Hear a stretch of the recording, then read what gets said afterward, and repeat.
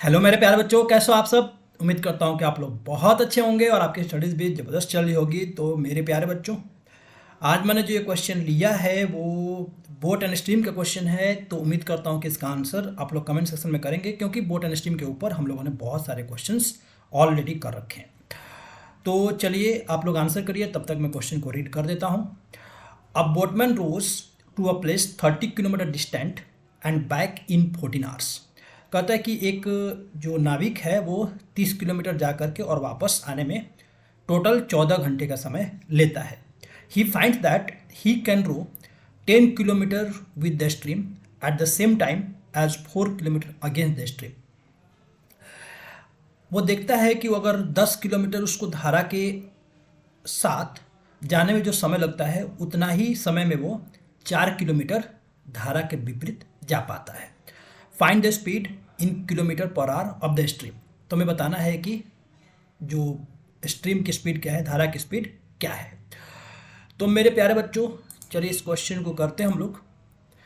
पहले इन्होंने ये दिया हुआ है कि सपोज जब जाते समय सपोज वो धारा की दिशा में जा रहा होगा, तो 30 किलोमीटर जाने में धारा की दिशा में ये डाउन स्ट्रीम, और फिर जब वो वापसी कर रहा होगा तो ये 30 किलोमीटर वो आएगा अपस्ट्रीम,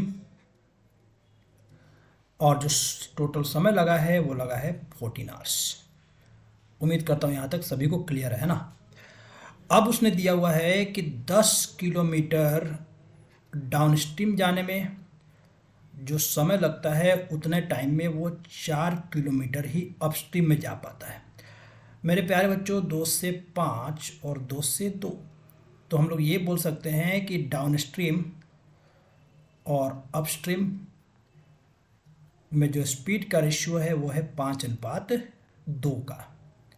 आई होप कि यहाँ तक सबको क्लियर है। अब तो डाउन स्ट्रीम की स्पीड को हम लोग ले सकते हैं 5K, और अपस्ट्रीम की स्पीड को ले सकते हैं हम लोग 2K।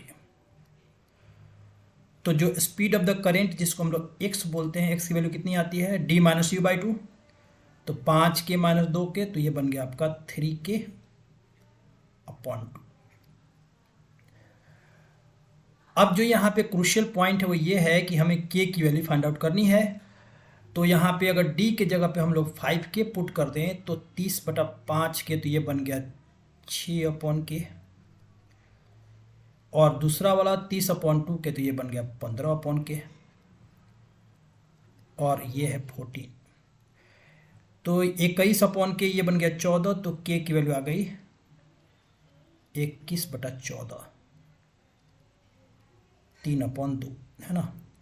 बस अब K की वैल्यू पुट कर लो, तो X की वैल्यू कितनी आ जाएगी 3/2, तो ऑलरेडी है, और उसमें भी 3/2 मल्टीप्लाई हो जाएगा, तो 9/4।